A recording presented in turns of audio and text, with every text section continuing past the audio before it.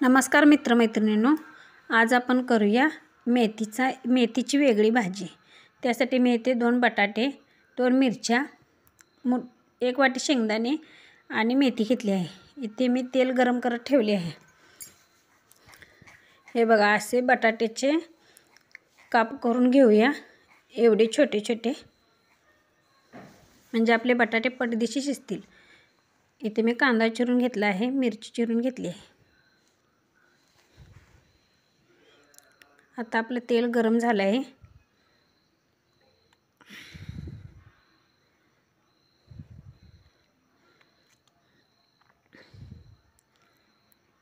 आता आपण तेलामध्ये कांदा टाकून घेऊया।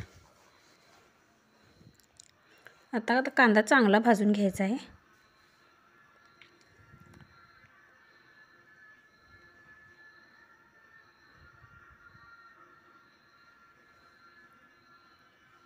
हे बघा, आपला कांदा चांगला फ्राय झाला आहे।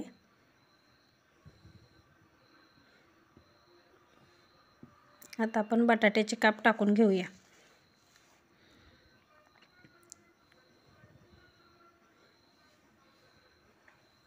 बटाट्याचे काप तेलात एकदम चांगले फ्राय करून घेऊया, कारण बटाट्यांना शिजायला खूप वेळ लागतो, त्यामुळे ते तेलातच परतून घ्यायचे आहेत। आता आपण प्लेट झाकून बटाटे शिजायला ठेवूया।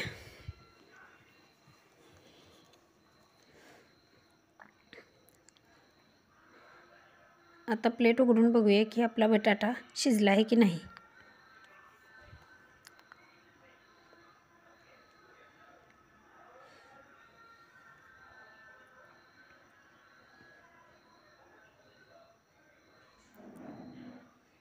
आता मिरची टाकून घेऊया।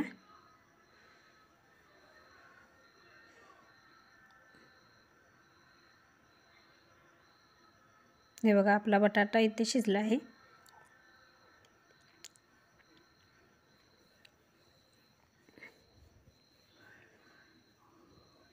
हे बघा, आपण चाकूच्या मदतीने बघितला की बटाटा शिजला आहे। आता इथे कोल्हापुरी लाल तिखट टाकून घेऊया आणि चांगलं तेलात फ्राय करून घेऊया।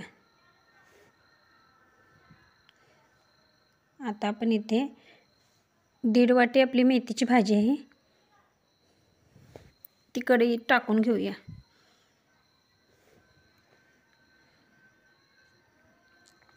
आणि परत एकदा भाजी आलटीपलटी करून घेऊया।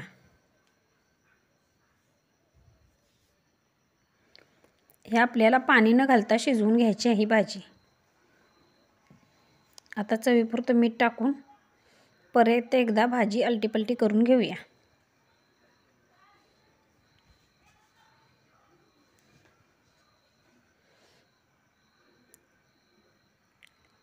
हे बघा, आपली भाजी आणि बटाटे एकत्र झाले आहेत। आता प्लेट झाकून ठेवूया।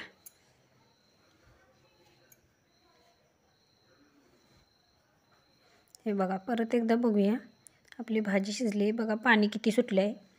आपण पाणी न घालता हे पाणी याला भरपूर सुटतं।